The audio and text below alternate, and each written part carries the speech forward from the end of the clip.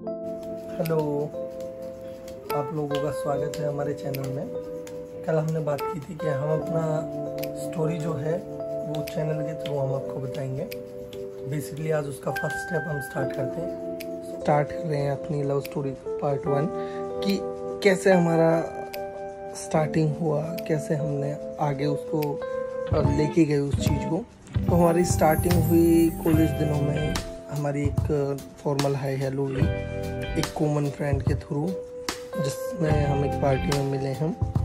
Then after that hi hello के बाद थोड़ा सा नॉर्मल ये हो गया था कि ठीक है, कंफर्ट लेवल उनको भी सही लगा, मुझे भी सही लगा कि हाँ कहीं ना कहीं एक थोड़ा कंफर्ट जोन हो जाता है उनके साथ। जैसे हम बैठते हैं, बातचीत करते हैं, तो उनको ठीक लगा। देन नंबर एक्सचेंज वहीं पे हो गए कि भाई ठीक है, दोस्त हैं, चलने दो सब। दोस्ती में फिर धीरे धीरे बातें होने लगी, एक दूसरे को हम जानने लगे।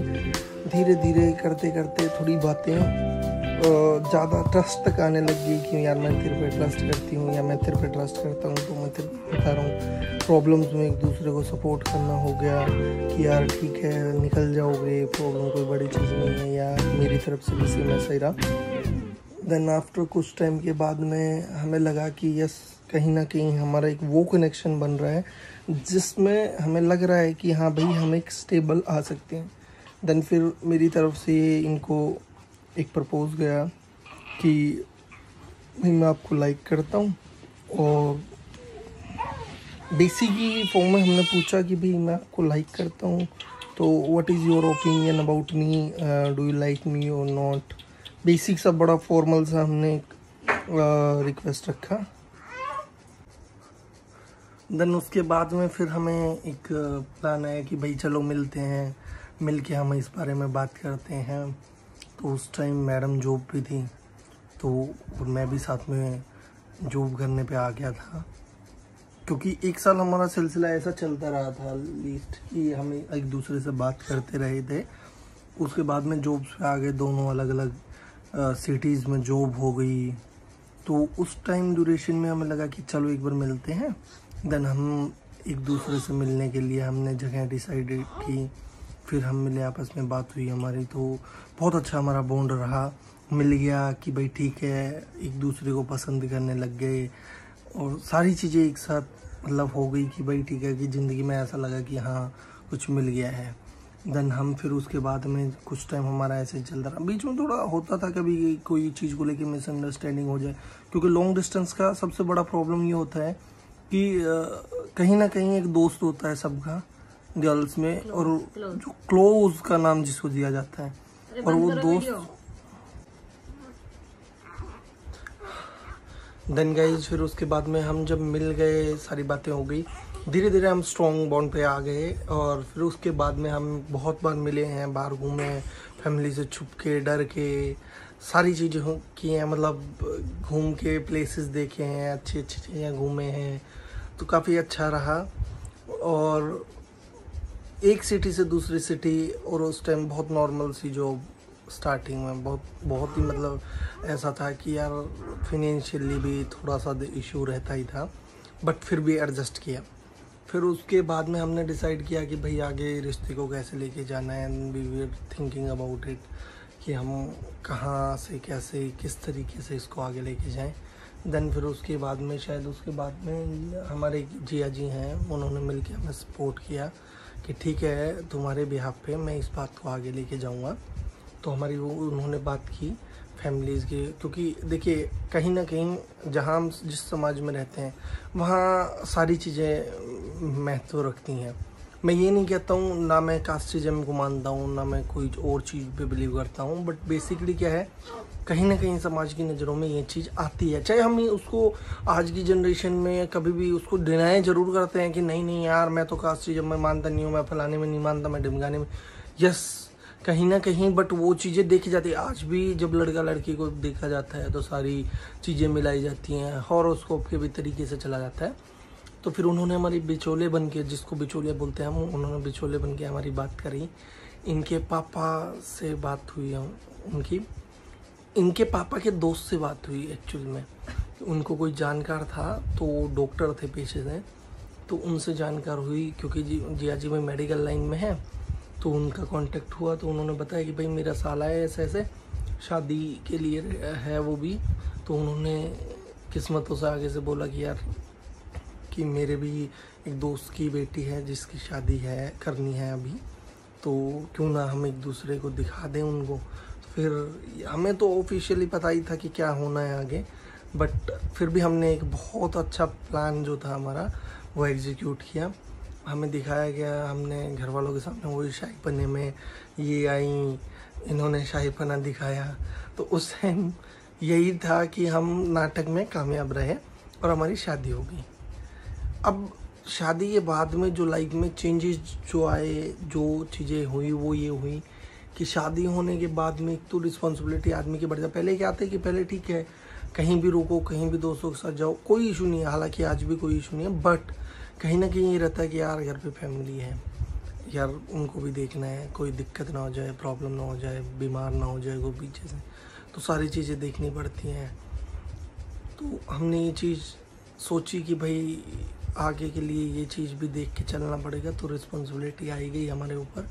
फिर उसके बाद में अब धीरे धीरे सब कुछ चलता रहा। तो कई बार हमारी नोक-झोंक रही, कई चीज़ें हमारी ऐसी बिगड़ती बनती रही।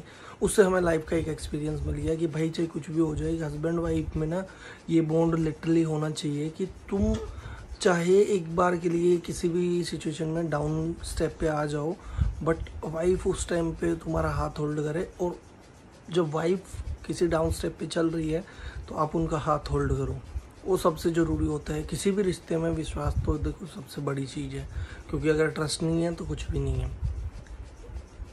ऐसी ज़िंदगी चलती रही आगे। फिर हमने प्लान किया कि भाई आगे लाइफ को जीना कैसे है। तो हमने सोचा, ब्लॉग का हमने बहुत पहले सोचा था, जब हम घूमने गए थे फर्स्ट टाइम, तो हमने तभी सोचा था कि हम ब्लॉग बनाएंगे, बट वो किसी रीज़न से हम ब्लॉग नहीं बना पाए उस टाइम पे।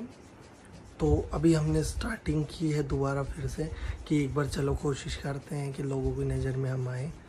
तो और फेस हमने जो किया है वो बेसिकली ये किया है कि लॉन्ग डिस्टेंस के टाइम में ना बहुत सी प्रॉब्लमें हमें आई हैं।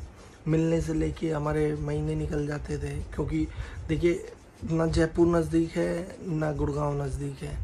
अगर गुड़गांव से जयपुर हम जाते हैं तो बहुत टाइम लगता है। ऐसा नहीं है कि आप वीक वाइज ट्रिप बना के आ जाओगे कि चलो भाई हाईवे पे चल दिए। और फिर ऊपर से सबसे बड़ी बात है जॉब वाले आदमी के लिए जॉब को भी देखना बहुत ज़रूरी होता है, ठीक है। तो ये रहा है लाइफ का सिलसिला। और रिस्पॉन्सिबिलिटीज़ में अब हर चीज़ में सोचना पड़ता है कि घर में क्या है क्या नहीं है, कौन क्या सोचेगा, ससुराल में कौन क्या सोचेगा। लेडीज़ों में होता है ननद, दुरानी, जेठानी, सास, सबका सोचना पड़ता है इनको भी, तो थोड़ा सा रिस्पॉन्सिबल होना पड़ता है। हाँ एक चीज़ हो है, अगर शादी से पहले ये बेटर है आप लोगों के लिए, फिनेंशियली आप इतना स्टेबल रहो, क्योंकि अभी मेरे को पता है अभी हमारी शादी को 1 साल हो गया है वैसे, और हमें एक गुड़िया भी है जो कि अभी 3 महीने की है, 2.5 मंथ की, सॉरी 2.5, Feb 11 को इसका बर्थडे है। तो उस टाइम पे ये हुई तो मेरे को बहुत सी परेशानियां झेलनी पड़ी, और इनको तो बस पूछिए मत ड्यूरिंग प्रेगनेंसी। तो गाइज आज देखिए मेरी शादी की मतलब सालगिरह है।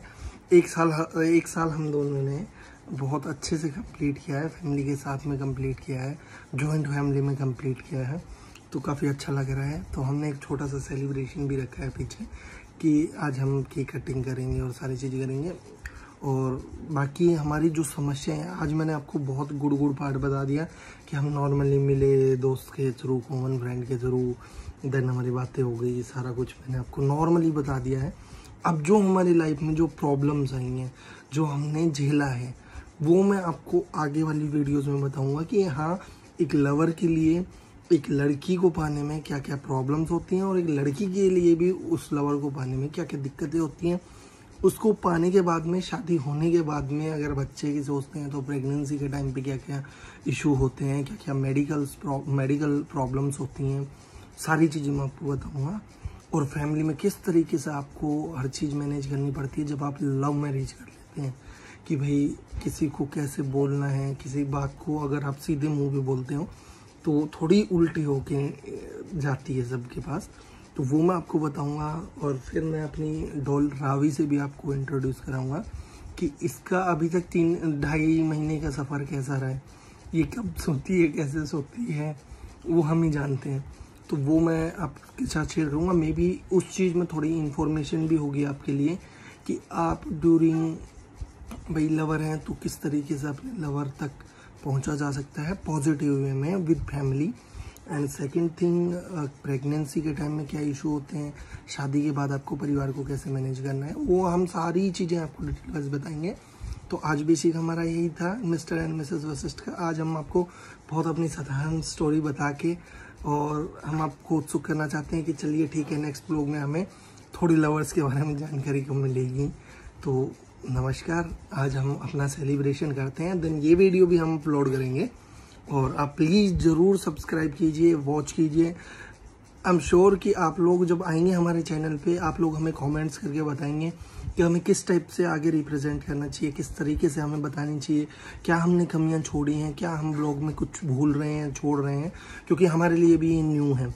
तो आप हमें बताइएगा। मेक श्योर कि हम आपको निराश नहीं करेंगे और हम इतनी कोशिश करेंगे कि आप खाना खाएं तो भी आपके फ़ोन जो स्क्रीन सामने चलते रहे उस पर आप हमारे व्लॉग देखें। तो एक छोटी कोशिश है हमारी भी।